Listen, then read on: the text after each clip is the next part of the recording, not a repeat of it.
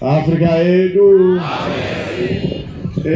Tafara ere pari pamusangano.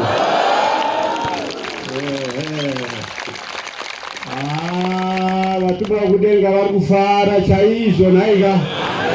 Tinotenda. Tadzidzwa panapa naBishop kuti tadzidza naika. Regai ndikuudze chakavanzika. Chipi yacho ihombe chaizvo. Vari muno mushopi titori vashoma. Tinofanira kuwedzerwa 100 times. Tese tichingodi tinokwana naika. Tese tinokwana. Saka nguva ino upenyu hwakati omei.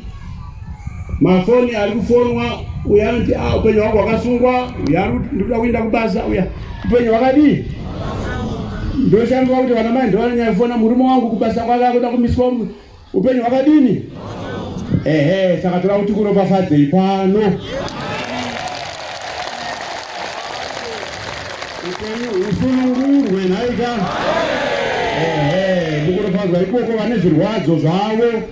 Unobata pano kudi? Wobva waporeswa. Vane matambudziko avo, isa dambudziko rako kuna Mwari wako panguva ino naika. Matambudziko obva adini? Ndokutumwa kwakatumwa Paulo Mwazha wechinyi? Aiwa zvakanaka. Takaverenga kuna Numeri muprofita. Numeri asi muprofita 9. Numeri chapter 6 verse 22. Kuropafadzwa. Andoni. Ndokupita alipeda nona. Andina magirasi. Numeri 6 verse 22. Chidzika nayo.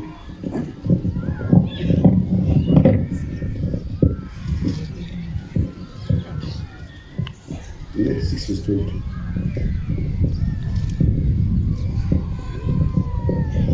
Numeri 6 verse 22.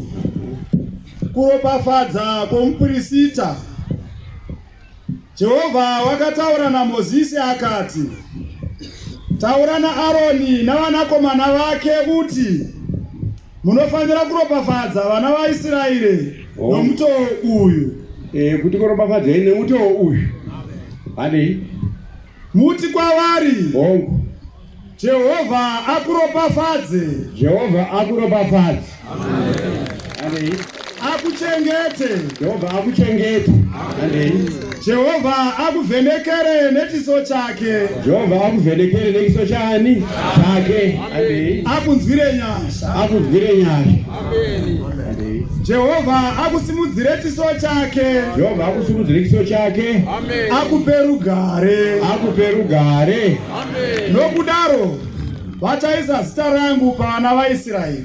Tatoisa zita raJehovha Mwari waPARAMOUNT Africa pamusoro pani?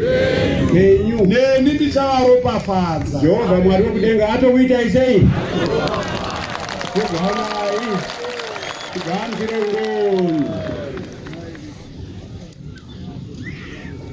Kugamai tigamukire ngoni.